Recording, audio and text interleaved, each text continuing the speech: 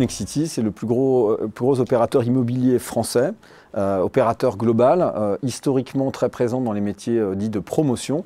Et puis les années passant, le groupe s'est diversifié avec une présence de plus en plus importante dans le monde des services. Alors on pourra échanger un peu sur ce que sont ces métiers, puisqu'il y en a plusieurs.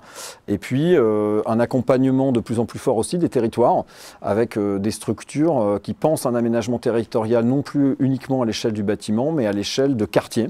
Parce qu'on a la conviction que sur un certain nombre de solutions, notamment technologiques, il ne faut pas réfléchir uniquement à l'échelle du bâtiment, même si c'est un point important, mais il faut aussi aider les élus et la puissance publique à réfléchir globalement à la manière dont on transforme les territoires.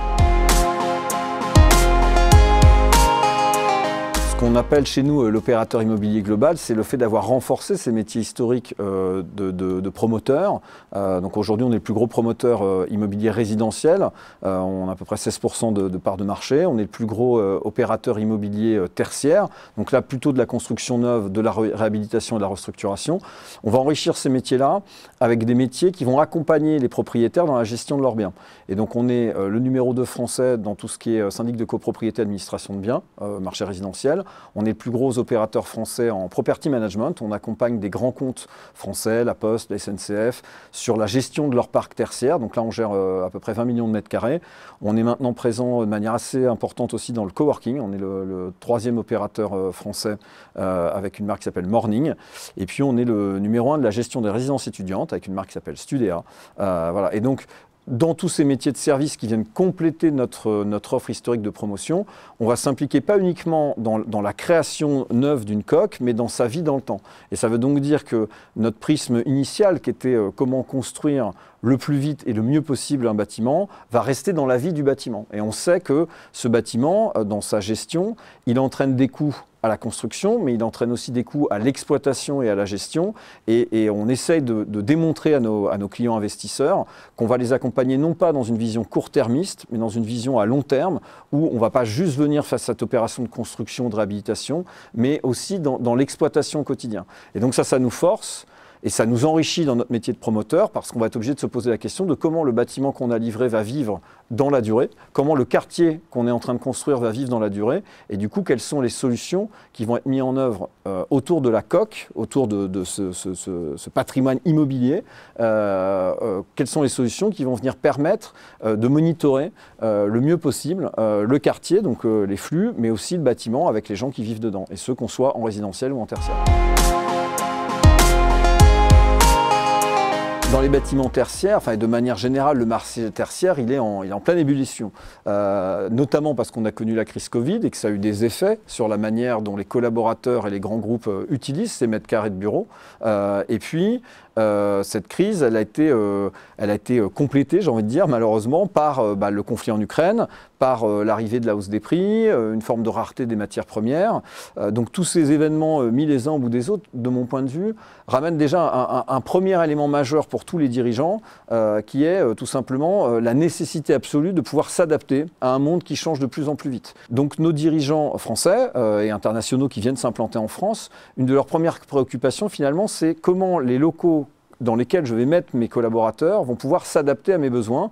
Et mes besoins, ils vont changer parce que je vais devoir monter des équipes de plus en plus vite, voire les démonter aussi de plus en plus vite. Et donc dans un immobilier qui était un peu fermé, qui n'était pas très flexible, et ça leur pose la question de comment vous allez globalement, vous, secteur de l'immobilier, nous accompagner dans ce besoin de flexibilité. Il y a une chose dont on est convaincu, c'est que le bâtiment de demain est un bâtiment connecté, un bâtiment qui a une infrastructure télécom robuste, un bâtiment qui a du logiciel et de l'intelligence. Pour faire court et des images d'Épinal, l'idée c'est pas d'avoir un bâtiment dans lequel il y a des grille-pains qui fonctionnent automatiquement et qui ramènent des capteurs avec de la data, ça tout le monde s'en fiche.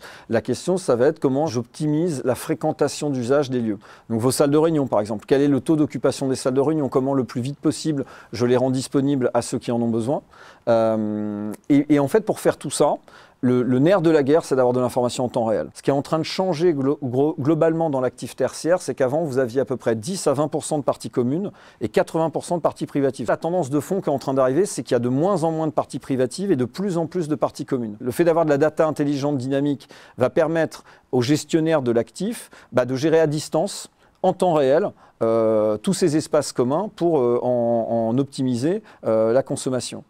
Si on ramène ça à des grands investisseurs, ce qu'on appelle les grandes foncières, eux, c'est encore pire que ça parce qu'ils ont des parcs massifs. C'est-à-dire que c'est pas, on n'est plus à l'échelle du bureau ou à l'échelle de l'immeuble. Ils doivent gérer des parcs, des fois, de 100, 200, 300 immeubles.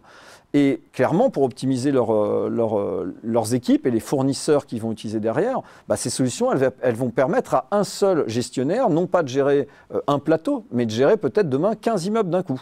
Et donc, une fois encore, si on veut éviter d'avoir des gens qui partent en courant avec des véhicules et qui font de la consommation carbone, mais qu'on a un logiciel qui permet à distance de monitorer un parc et plus uniquement un petit morceau de mètre carré dans un endroit, eh bien évidemment, on optimise le coût carbone global. On optimise aussi la capacité à vite prendre des décisions. Et ça, c'est un enjeu majeur. C'est un enjeu pour les propriétaires investisseurs. C'est un enjeu aussi pour mon métier de property manager parce qu'on nous attend, Nexity, sur cette capacité à accompagner au mieux la gestion du parc. Et ça va être encore plus vrai dans un monde où les coworkers prennent de plus en plus de place sur le marché, ce qui veut dire qu'il y a de plus en plus de mouvements. Les entreprises, en fait, vont de moins en moins gérer elles-mêmes leur immobilier, vont de plus en plus confier à des gens le fait de le faire. Historiquement, on construisait 3 réseaux, l'eau, la chaleur, donc chauffage, et puis l'énergie. L'arrivée du numérique fait que l'infrastructure télécom du bâtiment devient absolument majeure. On voit beaucoup de choses qui se passent aussi dans le stockage de la data. On a eu des phénomènes avec toutes les sociétés qui avaient avant des salles machines dans leurs actifs qui sont parties dans le cloud. Et là, on commence à voir un phénomène inverse revenir, c'est-à-dire que les gens se demandent si finalement il ne faut pas qu'ils réintègrent une partie de la gestion de leurs données chez eux. Toute cette donnée, on a commencé à la rendre disponible. Ça, c'était la première étape parce que finalement, on avait des logiciels et notamment des GTB qui prenaient de l'information dans le bâtiment, mais elles avaient quand même du mal à restituer cette information. Et là, maintenant, de plus en plus, les directions de l'immobilier, mais les propriétaires vont dire, bah oui, mais nous, on a besoin de cette data-là. Donc, c'est très bien que vous nous disiez qu'elle existe, mais en vrai, est-ce que vous avez construit un bâtiment qui est correctement équipé pour collecter cette donnée, correctement équipé pour la partager au sein des métiers? Et donc, ça nous pose la question de l'infrastructure, quels sont les tuyaux qu'on va tirer et quelle est leur capacité à monitorer beaucoup de données, parce qu'il y en a de plus en plus à monitorer, et puis quels sont les outils logiciels qui vont arriver autour de cette infrastructure pour partager la donnée et finalement permettre à chacun de faire son métier. Nous, ça nous force à nous dire autour des opérateurs historiques qu'on avait, Veolia SES pour l'eau, Enedis, Engie, Dalkia, etc., dans le monde des télécoms, quels sont les opérateurs qui arrivent et qui vont nous aider à réfléchir ces nouvelles infrastructures, les avoir les plus performantes, si possible honnêtement les moins chères possibles aussi, parce qu'il y a un coût économique à l'installation de ces infrastructures, et comment on va rendre ces infrastructures résilientes. On a beaucoup d'infrastructures qui ont été réfléchies à l'époque où on avait de la 3G, ensuite on a pensé de nouvelles infrastructures avec l'arrivée de la 4G, on a déjà la 5G dans le viseur, en se disant, bah voilà, il faut qu'on soit, nous, en capacité d'avoir des bâtiments qui évoluent et qui restent toujours au top. Et à ça s'ajoute, à cette recherche de technologies intelligentes, j'ai envie de dire, l'absolue nécessité de mieux monitorer le carbone, parce que sans ces technologies, on n'arrive pas à monitorer non plus le reste, donc les fameuses consommations d'eau, d'électricité et de chauffage. Et donc, il faut trouver la juste technologie qui va permettre aussi d'avoir un effet sur le bilan carbone de l'actif. Toutes les solutions de manière générale qui vont permettre de faire baisser le coût de construction de l'actif tout en rapportant de l'intelligence nous intéressent. Donc vous avez beaucoup de PropTech, comme on les appelle, qui arrivent en disant, bah voilà, j'ai une plateforme un peu magique qui permet de faire plein de choses. Oui, sauf qu'en fait, cette plateforme, elle a besoin de ce qu'on appelle le BOSS, le Building Operating System, c'est-à-dire cette capacité à remonter de la data. Vous pouvez avoir le meilleur logiciel du monde, s'il n'est pas alimenté de données, il ne fonctionnera pas. Donc la question de fond, c'est quand même, il faut d'abord avoir une infrastructure qui capture la donnée et qui permet de la remonter. Et Typic Energy IP va permettre de faire ça, parce que quand les gens vont être connectés sur le réseau, on va récupérer de l'information. Cette information, elle va être rendue disponible et elle va permettre à plusieurs solutions au-dessus de venir récupérer cette information, la mettre en forme et la rendre utile pour l'utilisateur. C'est donc tout naturellement que chez Nexity, historiquement, on s'était intéressé à la solution Energy IP qui permettait dans un même tuyau de gérer de l'électricité et de la data, qui permettent au final, au lieu d'avoir 2 réseaux, de n'en avoir plus qu'un seul. Et puis, il va y avoir tous les outils de monitoring qui vont permettre de suivre la consommation en temps réel des occupants. On va avoir des capacités à distance à détecter le fait qu'il n'y a plus personne sur un plateau, à éteindre les lumières ou à baisser la température du chauffage. Là encore, on a une démarche pédagogique avec Energy-IP de faire comprendre ça au marché. Et puis, et c'est normal, quand on arrive avec une innovation, il y a toujours une forme de défiance. Est-ce que ça va vraiment marcher? Est-ce que vous ne vendez pas du rêve et puis à la fin, ça va coûter plus cher et ça fonctionnera moins bien?